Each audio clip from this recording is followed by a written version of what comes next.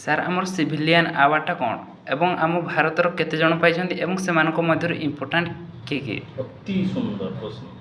Welcome to Adarsh competitive academy. ଆମର ଯେଉଁ civilian award କଥା କୁହାଯାଉଛି, ସିଭିଲିଆନ୍ ଆୱାର୍ଡ଼ ଭାରତ ରତ୍ନ, ପଦ୍ମ ବିଭୂଷଣ, ପଦ୍ମଭୂଷଣ ଆଉ ପଦ୍ମଶ୍ରୀ ଏଗୁଡ଼ାକୁ ସିଭିଲିଆନ୍ ଆୱାର୍ଡ଼ କୁହାଯାଏ।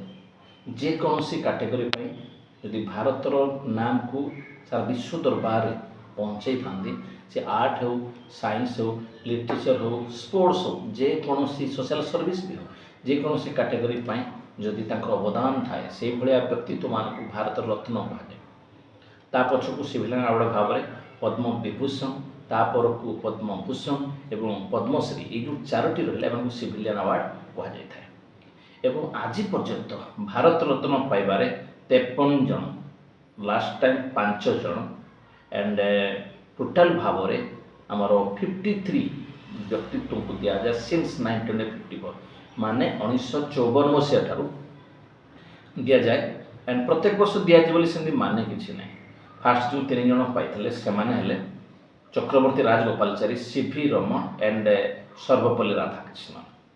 एंड जड़े राष्ट्रपति भाव में जो मैंने पाई राजेंद्र प्रसाद, एपीजे अब्दुल कलाम, जाकिर हुसैन, सर्वपल्ली राधाकृष्ण एंड ता सहित प्राइम मिनिस्टर भाव में जो मैंने पाई अटल बिहारी वाजपेयी, जवाहरलाल नेहरू, आमर Lal Bahadur Shastri, Indira Gandhi, Rajiv Gandhi and PV Narasimha Rao recently पाई, आउ एम ए स्वामीनाथन पाई, सचिन तेंदुलकर पाई, जड़े फरेनर भाव में पाई पारे।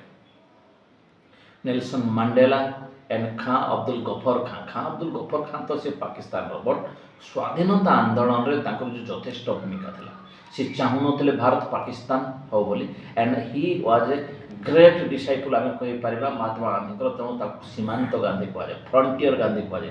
खां अब्दुल गफर खां और नेल्सन मंडेला जी महात्मा गांधी जो अहिंसा आंदोलन में माने प्रभावित करता साउथ आफ्रिकार से राष्ट्रपति थे, सी होती नेल्सन मंडेला। अरे तेंदुलकर कथा आम भूली जा उचित नुहे। तेंदुलकर होती यंगेस्ट एंड खेल जगत पर प्रथम व्यक्तित्व जी कि आम भारत रत्न पाई।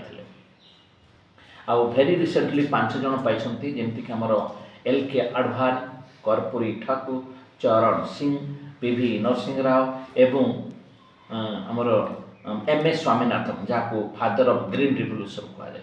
तेणु भारत रत्न हुई the highest civilian award since 1954। तो बहुत व्यक्तित्व अच्छा जो मान भारत रत्न दि जाए।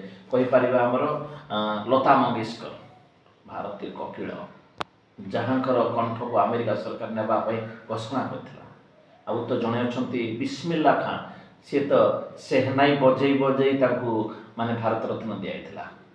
तो बहुत सारा व्यक्तित्व अच्छा विभिन्न सेमानकर भारत पर गर्व आनी, से सिनेमा जगत हो बा से कृषि जगत रे आंदोलन बा विस्फोरण करथिला व्यक्तित्व एम ए स्वामीनाथन भाया बा खेल जगत पर सचिन तेंदुलकर, माने माने जेकोसी कैटेगरी आर्ट हो, साइंस हो, लिटरेचर हो, सोशल सर्विस हो, स्पोर्ट्स हो, एग्रीकल्चर हो, इकोनॉमिक्स हो, अमर्त्य सेन भारत रत्न पाई। तो ये भाव में it is the highest civilian award. परक रही पद्म विभूषण, पद्मभूषण एंड पद्मश्री, एम सब होती गोटे गोटे सिविलियन अवार्ड भारत में दि जाए। गवर्नमेंट ऑफ आम कहीपर गवर्नमेंट ऑफ इंडिया प्रेसिडेंट दे था 70 वर्ष हो गला। एंड प्लाटिनम गोटे state emblem of India placed in the centre with the national motto Satyameva जयते।